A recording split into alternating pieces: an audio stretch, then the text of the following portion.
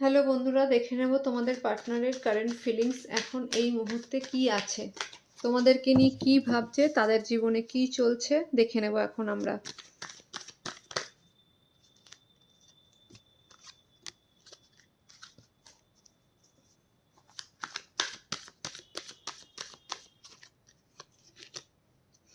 আচ্ছা, তোমাদের পার্সন কিন্তু একজন ইগোস্টিক পার্সন, ঠিক আছে। প্রচণ্ড ইগো, তার মনের মধ্যে কোনো একটা কথা যদি তার ভালোর জন্য বলো, তারপরেও যদি তার যেটা ভালো না লাগে সে কিন্তু অনেক তাড়াতাড়ি রিয়্যাক্ট করে, ঠিক আছে। সে বুঝিয়ে দেয় যে তার সেটা ভালো লাগেনি, সঙ্গে সঙ্গে কিন্তু সেটা রিয়্যাক্ট করে, যার জন্য কিন্তু তোমাদের মধ্যে বেশ মানে অনবরতই যে দুদিন একটু ভালো কথা হয়, তিন দিন আবার ঝগড়া হয়।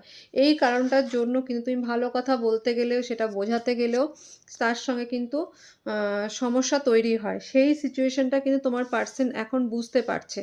তোমার পার্সন কিন্তু রিয়েলাইজ করছে যে তার মধ্যে এই যে অনবরত যে তার এই ইগোস্টিক ব্যাপারটা মাঝে মাঝে যে বেরিয়ে আসে, যার জন্য সম্পর্কটা অনেক ক্ষেত্রে খারাপ হচ্ছে, এবং সেটার জন্য কিন্তু সে নতুন করে আবার কিন্তু শুরু করার একটা চিন্তা করছে।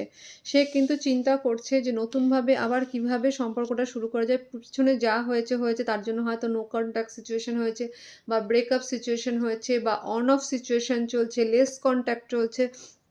যাই হচ্ছে না কেন সেটা তাকেও কিন্তু বিরক্ত করছে বা চিন্তা করাচ্ছে। সে কিন্তু চাইছে যে সেসব ছেড়ে দিয়ে কিন্তু নতুনভাবে আগে যা পিছনে যা হয়েছে হয়েছে, আগে কিন্তু সে বাড়তে চাইছে, আগে কিন্তু সম্পর্কটাকে এগিয়ে নিয়ে যাওয়ার জন্য সে বুঝতে পারছে তার এই ইগোস্টিক ক্যারেক্টারটা তাকে ছাড়তে হবে।